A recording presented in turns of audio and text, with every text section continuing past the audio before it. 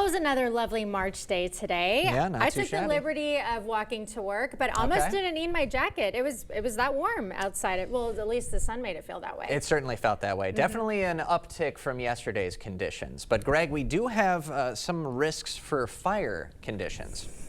And not too much yet, but we do have some conditions with the wind that could pick up towards Friday, so we'll have to keep an eye on that. Overall, the green up is not yet, so we do have some fire concerns potentially in the future, but for the time being, we still have a little bit of light rain past this evening, but then we'll track out some rain that goes Wednesday night also. So overall, we're going to look at the temperatures for tomorrow. More mid to upper 50s overall, a few degrees warmer than today. It will be mainly dry with a light wind, and then the precipitation comes in towards the evening hour. And as we're looking at this, you'll see this band of light precipitation develop here. A little disturbance is going to kind of slide to the southeast and probably be after the evening commute, but this will kind of indicate a little bit of precipitation, light rain coming through some areas, a very narrow little line that will develop and continue kind of overnight. It won't impact the Thursday morning commute, but some areas may see some general light rain throughout the late evening and then overnight hours as this pushes southeast. Now, overall amounts, probably a lot of areas are not going to get that half inch. It's probably closer to a tenth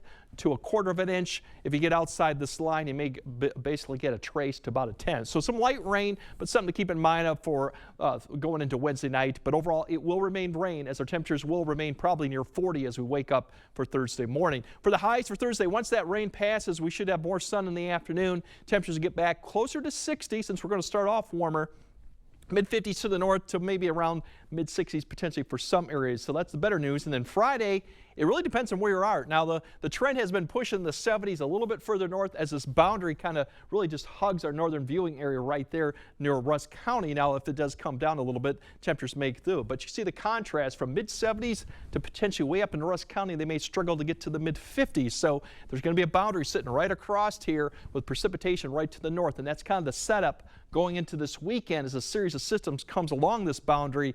So what we're looking at for precipitation-wise, Friday night, looks like it will have some rain and actually have a thunderstorm chance too, especially that. Not expecting severe thunderstorms, but I think we will see some thunderstorms. Now, Saturday looks wet, especially Saturday night. And if you're south of I-94, it looks to be all rain, probably Saturday and most of Saturday night. If you're north of I-94, you could get a wintry mix, and that could be snow, sleet, even freezing drizzle, all that mess that could be potential up there. And then Sunday through Sunday night is when the transition kind of goes from I-94 all the way down to south of I-90, where we would see a change over to snow at some point Sunday or maybe even Sunday night. But accumulation really drops off as you go further south. So overall, it's a messy situation. A lot of variables could change, especially further north and east you go, especially if you go into northeast Wisconsin.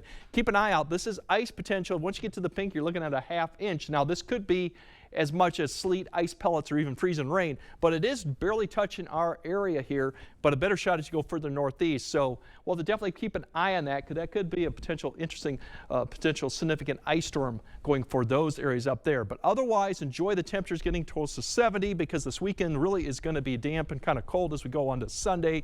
We will dry out for the first part of next week, below average, and then maybe get back close to, at that point next week, we should be low 50s for our average. So upper 40s is actually below average for a change.